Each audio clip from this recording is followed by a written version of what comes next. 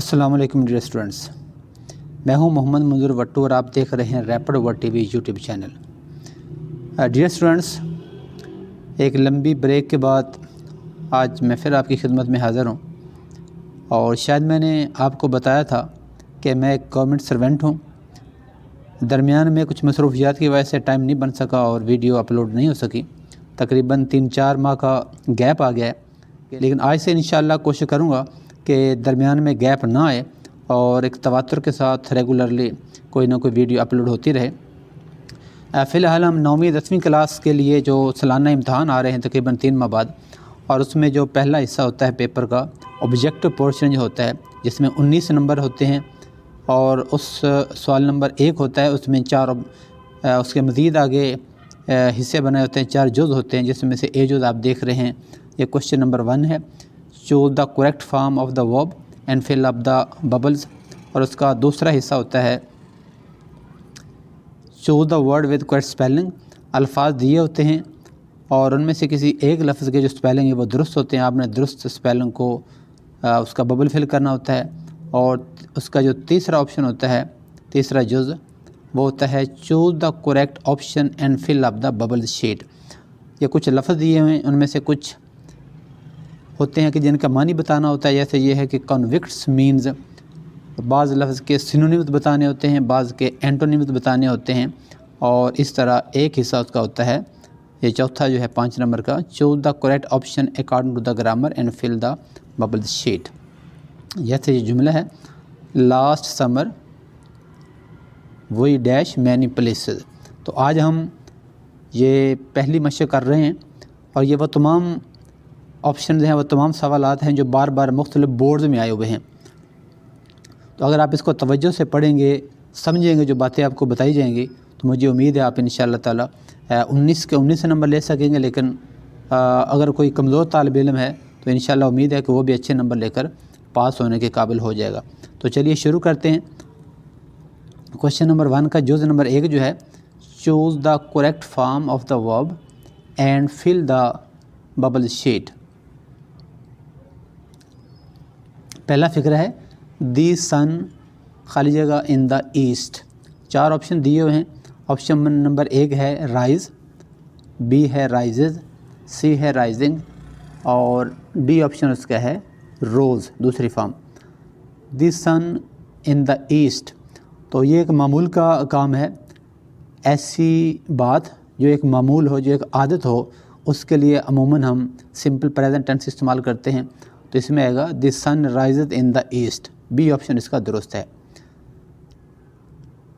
دوسرا ہے دے خالی جگہ ٹو سلیپ ایٹ 10، وہ سوتے ہیں 10 بجے، تو یہ بھی ایک معمول ہے، ایک عادت ہے، ہیبٹ ہے، یوزول ہے۔ تو اس میں ہم دیکھتے ہیں کون سا آپشن آئے گا۔ پہلا ہے وینٹ، دوسرا ہے گون، تیسرا ہے گوز، اور چوتھا ہے گو۔ تو they went to sleep at 10، یہ فقرہ بھی کسی حد تک درست ہے کہ وہ 10 بجے سو گئے۔ گون یہ غلط ہے، چونکہ تیسری فارم ہے، تیسری فارم سے پہلے ہیز ہے وغیرہ ہونا چاہیے۔ گوز دے ہے تو دے کے ساتھ گوز نہیں آتا، بلکہ سمپل فارم آتی ہے ایس یا ایس کے بغیر۔ ڈی ہے گو، تو یہاں گو سب سے زیادہ مناسب ہے، دے گو ٹو سلیپ ایٹ 10، چونکہ یہ بھی کہ عادت ہے کہ وہ 10 بجے سو جاتے ہیں، تو اس میں ڈی آپشن درست ہے، گو۔ جی سنٹینس نمبر 3 ہے، he is dash back next week, اگلے ہفتے واپس وہ کیا کر رہا ہے، come, coming, comes and came. جیسا کہ آپ دیکھ رہے ہیں، ہی از ہے تو اس کے بعد اگر فقرہ پیسو نہ ہو، ایکٹیو ہو، تو پہلی فارم کے ساتھ ہم آئی این جی استعمال کرتے ہیں۔ تو یہ ہے کم، ہی از کم، غلط ہے، چونکہ از کے بعد آئی این جی والی فارم آنی چاہیے۔ بی آپشن کمنگ ہے، یہ کمز ہے تو ہی از کمز بالکل ہی غلط ہے، اور یہ دوسری فارم ہے تو اس کے بعد دوسری فارم کبھی بھی استعمال نہیں ہوتی۔ تو he is coming next week, he is coming back next week, وہ اگلے ہفتے واپس آ رہا ہے۔ بعض اوقات پریزنٹ کنٹینیوس ٹینس جو ہے یہ فیوچر کے لیے بھی استعمال ہو جاتا ہے۔ مثلاً I am going to Lahore next Monday, میں اگلے منڈے لاہور جا رہا ہوں، تو فیوچر بھی استعمال کر لیتے ہیں، I shall go to Lahore next Monday, اور پریزنٹ کنٹینیوس ٹینس بھی بعض اوقات ہم استعمال کر لیتے ہیں۔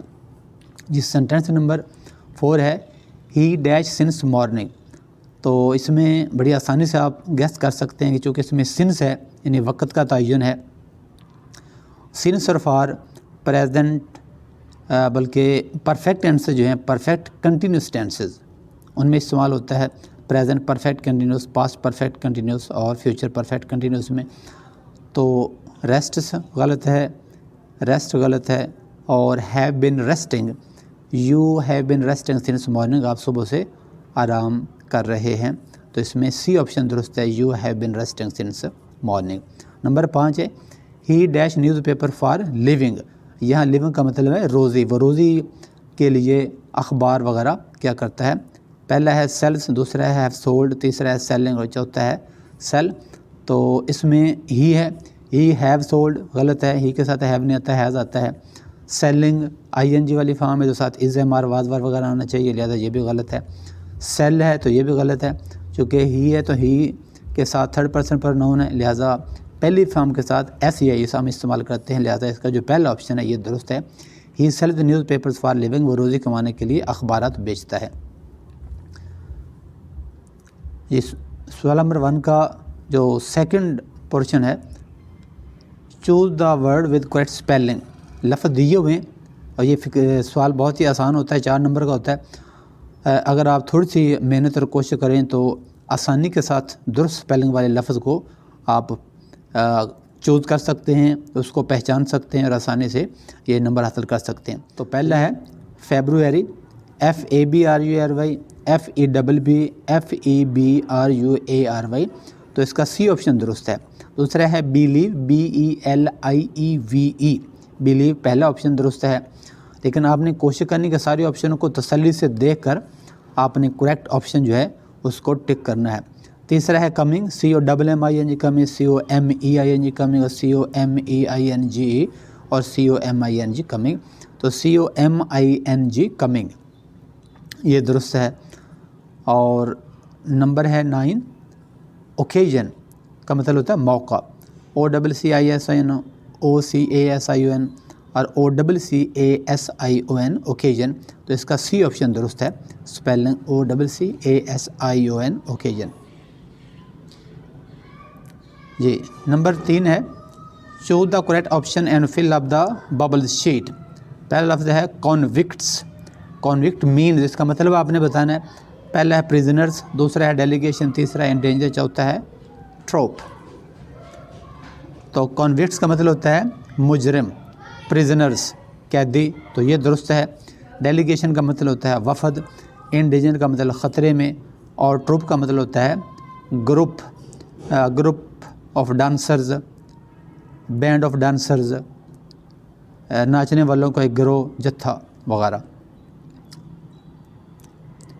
نمبر 11 ہے the synonym of current is, synonym کا مطلب ہوتا ہے مترادف، ہم معنی، سملر ورڈ۔ تو کرنٹ کا سملر کیا ہے؟